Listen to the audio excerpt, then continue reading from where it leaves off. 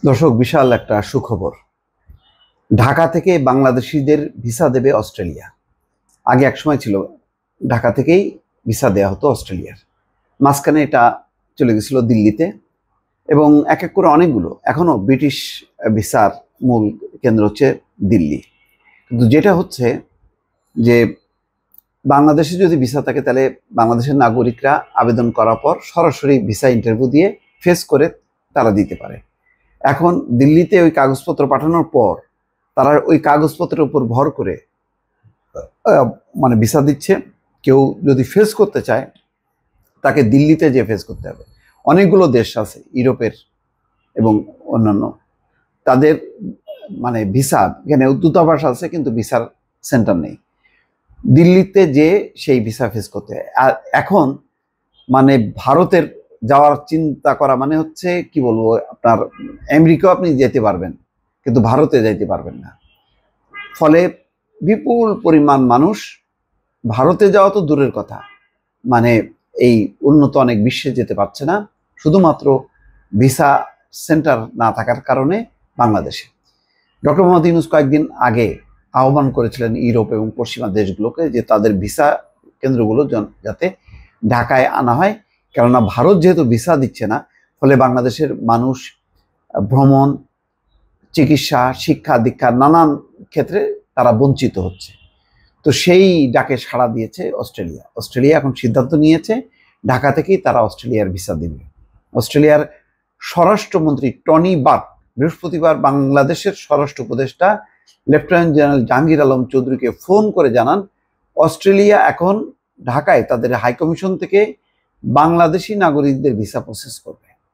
আলহামদুলিল্লাহ, এটা একটা বড় ধরনের একটা সিদ্ধান্ত। আর অস্ট্রেলিয়া যেহেতু খুবই গুরুত্বপূর্ণ একটা রাষ্ট্র, আমাদের দুইটা, একটা হলো ট্যুরিস্টরা যায়, ভিজিটররা, আর একটা হচ্ছে স্টুডেন্টরা যায়।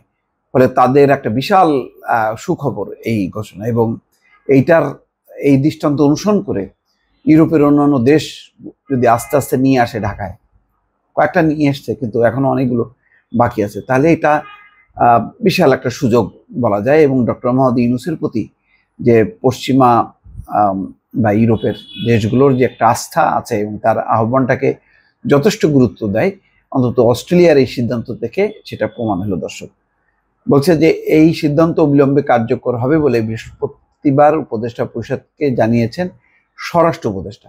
অস্ট্রেলিয়ার স্বরাষ্ট্রমন্ত্রী বাংলাদেশের স্বরাষ্ট্র উপদেষ্টা জাহাঙ্গীর আলম চৌধুরীকে টেলিফোন করে এই সুখবরটা দিয়েছে। উল্লেখ্য, গত বছরের অক্টোবরে অস্ট্রেলিয়ার স্বরাষ্ট্রমন্ত্রী বার্কের বাংলাদেশ সফরকালে তাকে এই অনুরোধ জানিয়েছিলেন ডক্টর মোহাম্মদ ইউনূস। এর আগে নয়াদিল্লিতে বাংলাদেশের নাগরিকদের ভিসা প্রসেস করতো অস্ট্রেলিয়া, এবং সেটা খুবই সীমিত। আর এখন যেহেতু পুরো ইন্ডিয়ানরা বাংলাদেশিদের ব্যাপারে তাদের একটা বিরূপ এবং অনীহা, ফলে এটা একটা তারা মেকানিজম করে যতটা সম্ভব বাংলাদেশি নাগরিকদেরকে বঞ্চিত করারও একটা অভিযোগ আছে। যে আগে যে পরিমাণ ভিসা পাওয়া যেত এসব মানে দিল্লির অবস্থিত ইউরোপের বা পশ্চিমা দেশগুলো থেকে, এখন অনেক কমে গেছে। এর মূল কারণ হচ্ছে পরিবর্তিত রাজনৈতিক প্রেক্ষাপট। ফলে এখন এই সিদ্ধান্তটা যখন সরাসরি আর বাংলাদেশ থেকে মানে ঢাকায় থেকে যে সমস্ত অস্ট্রেলিয়া সহ পশ্চিমা দেশগুলো যখন সরাসরি ভিসা প্রসেস করবে, তখন ভিসা পাওয়ার সংখ্যা, প্রাপ্তির সংখ্যাটাও বেড়ে যাবে। এটাই প্রত্যাশা দর্শক, এবং এটা হয়তো তাই হবে। দর্শক ভালো থাকবেন, আল্লাহ হাফেজ।